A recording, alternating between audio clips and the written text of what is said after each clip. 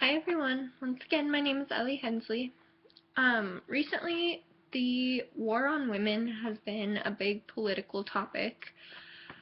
Um, it is the Democrats' attack on Republicans right now, and what they're saying is that Republicans are trying to limit women's freedom, basically, in controlling abortions, um, controlling birth control, and even money given to women through the government.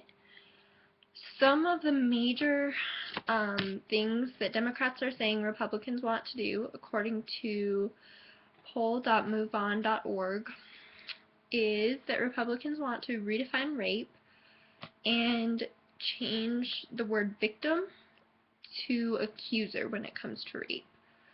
So instead of considering women who have been raped victims, it's um, kind of redefining that, and many people think that's wrong.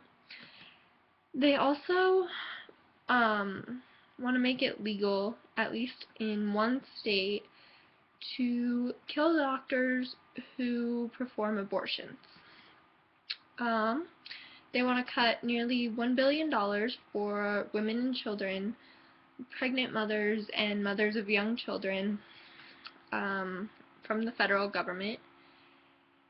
There is some legislation that would allow women to die rather than to receive a necessary abortion in an extreme medical situation. Um, Many Democrats are saying that Republicans would rather have women at home than working, so the Republicans are saying that they would cut Head Start by $1 billion as well, which some of the reasoning behind that would be that women should be at home taking care of children as opposed to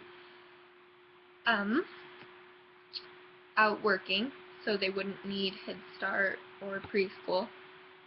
They also want to cut funding for employment services, meals, and housing for senior citizens, which would affect women and men, just senior citizens in general.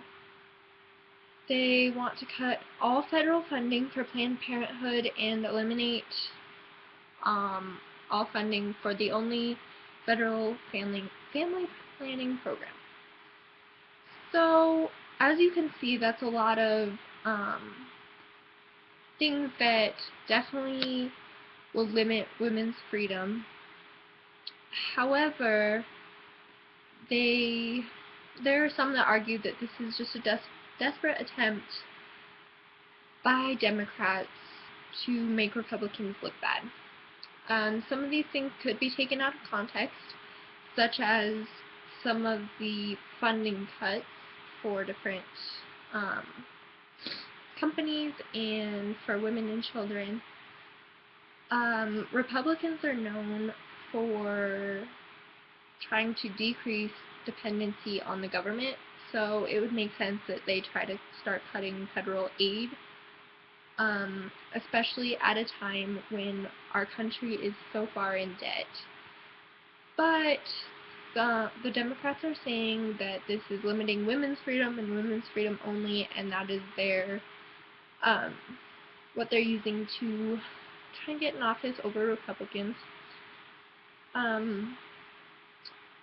So things could be taken out of context, but the real question is whether this war on women strategy for Democrats will get them into office, and I believe that it might work for them.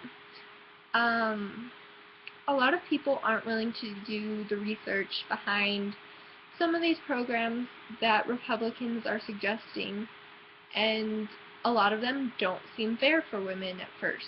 So I believe that that could cause a lot of women and even men who believe in women's rights as well to vote democratically, just because taken out of context or even in context in some cases, these can seem really unfair, and the fact that the Democrats are putting it out there so much in the way that they want to, I think could cause a lot of Republicans or people to sway away from the Republican side and lean more towards Democrats, just because they might not be willing to do the research behind it, so it does seem unfair in the beginning. So I believe that the War on Women might get Democrats to office in the next terms, based on those things and based on what they're saying the War on Women is. Thank you.